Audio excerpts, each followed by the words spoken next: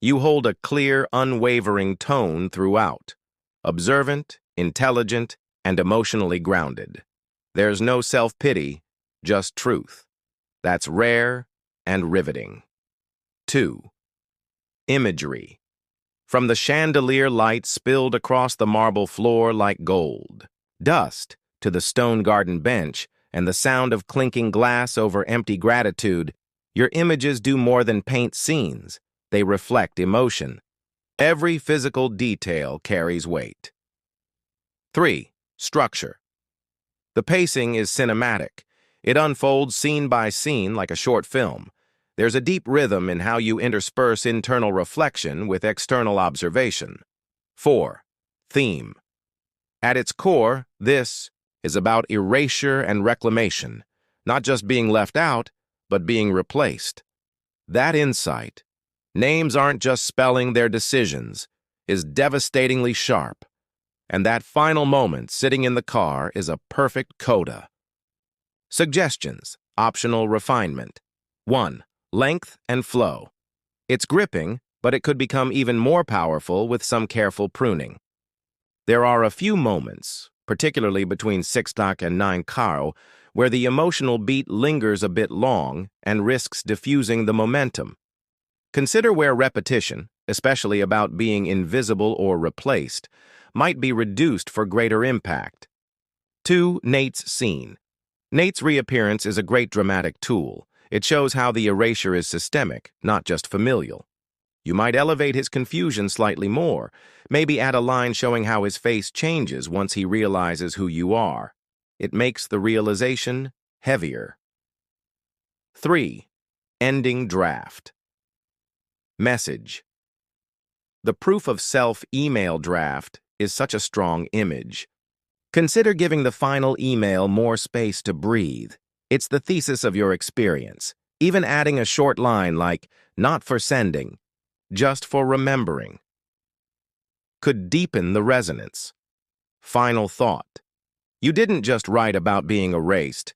You created proof that you existed with authority. And you did it in a voice that's unflinching, elegant, and hard to forget. If you're planning to publish this, and you should, I can help tighten it into a final draft or shape it into a spoken word piece, an essay, or even a short story submission. I hit send. The message hung there in its blue bubble, stark and final. No follow-up, no apology. Just the truth I'd been choking down for too long. I wasn't angry. I was awake. This time, I wouldn't be edited out. This time, I would stay in the frame. I didn't think it mattered to you. A sentence so small, so casually spoken, yet it cracked the floor beneath them both. Not because it was cruel, but because it was honest. Or at least, what Maribel had always believed was the truth. That Odessa, the quiet one, the efficient one, the background support, didn't care, didn't need credit, didn't deserve recognition unless she demanded.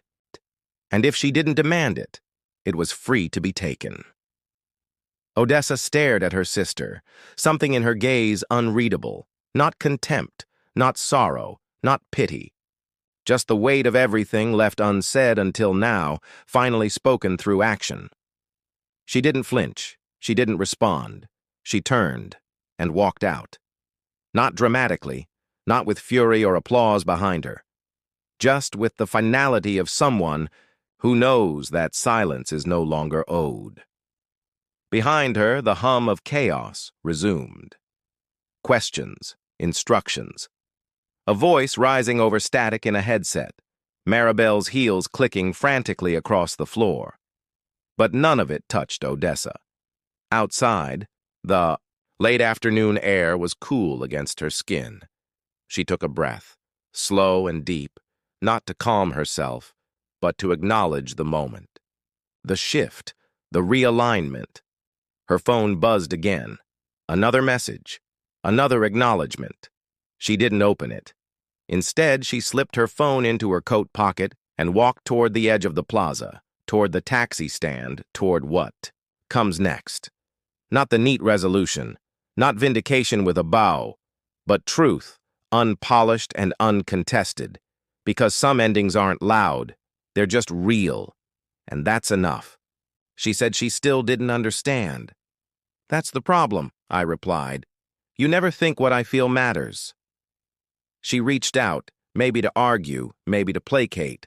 I didn't let her finish. I turned and walked past the waitstaff, the florist, the manager with a clipboard. No one stopped me. No one asked questions. One of the caterers clapped once. Someone else joined in. It wasn't applause. It was acknowledgement. I kept moving. Outside, the sky had shifted, gold-tinged haze spilling across the tops of buildings. Early evening light, like a quiet benediction. My ride was already waiting. I got in, closed the door, never looked back. On the seat beside me, a white envelope sealed. Her name, Maribel, written in my handwriting. Inside, one sheet of paper. No paragraph, no plea. Just one final sentence. This is the last thing I'll ever pay for you, and it cost me everything. The air was sharper on the coast. Maybe it was the salt. Maybe it was the freedom of a breeze that didn't ask permission to move. I'd only been in Maine for 3 weeks. But each morning I woke up here. I felt less like I was waiting to be found, and more like I'd finally stopped trying to be. The apartment was small, 1 bedroom, white walls, clean windows that caught the morning sun just right. I furnished it with care. Nothing extravagant, just warm, just quiet. The kind of space that doesn't apologize for being modest. That morning, like the 6 before it, I brewed a cup of tea and sat at the little table by the window, watching the sea move, in and out. My phone buzzed, a missed call. Velma. That made 9. No voicemails, just calls. Spaced out like someone trying to convince themselves they'd done their part without ever having to say the words. I didn't call back, didn't block her either. I let the silence sit where it needed to. I used to think peace came when someone finally said, sorry. Now I know, it begins when you no longer need them to. I sipped slowly. The warmth filled my chest. The ache behind my ribs had dulled, not gone, just changed. Like a scar that no longer tugs when you stretch. That afternoon, I opened my email. Just a few updates from freelance clients. Tucked between contracts and invoices was a name I hadn't seen in years, a former colleague from Austin. The message was brief. Heard from someone in HR. Maribel's under formal investigation. They're digging into financials from the past 5 years. Thought you'd want to know. I stared at it. Not in triumph, just quiet understanding. Actions find their way back to the people who took them. I didn't reply. Didn't forward. It. Didn't save it. Just closed the email and let it dissolve into the rest of my day. That chapter wasn't mine anymore. Later, as evening fell, I pulled a worn notebook from the shelf and sat with it in my lap. I hadn't opened it since Texas. Inside, scattered thoughts, clipped pages from a past life, tucked between 2 blank sheets. A half-written letter addressed simply, Mom. The handwriting was mine, slanted, precise. I didn't remember starting. It. I turned to a clean page, picked up a pen and wrote, not to send, but to say, you raised a daughter who stayed quiet for love until silence became the lie. That was enough. I closed the notebook. Didn't tear it out. Didn't burn it. Just let it stay. Some truths don't need to be spoken to matter. At sunset, I walked the path behind my building to the beach. The tide was pulling out, leaving little ridges in the sand, like palm lines on the earth. I sat near the rocks and pulled something from my pocket. A photo. From the party. The one that made its rounds online. The one where I stood in the background, tray in hand, blurred just enough to look like I was hired for the night. I kept it not out of sentiment, but as a reminder of how far people will go to shrink you into a version that fits their comfort. I rolled the photo gently, slid it into a small glass bottle, and sealed it with a cork I brought from home. I didn't throw it. I buried it, deep enough that the next tide wouldn't find it. As I stood, a man jogged past on the trail. He nodded. I nodded back. Nothing more. No recognition. No knowing glance. Just two people sharing the same light. And that, I realized, was what I'd wanted all along. Not applause, not attention. Just the space to exist as I am. Not as I was edited to be. I turned, back toward the path, hands empty, heart full enough.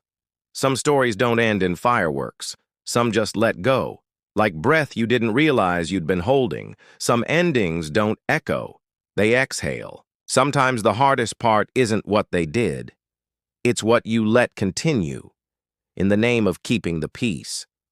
I spent years believing silence was noble, that strength meant absorbing disappointment with grace. But silence can be its own betrayal, especially when it keeps others comfortable at your expense. If there's one thing I've learned, it's this. You don't need permission to take up space in your own story.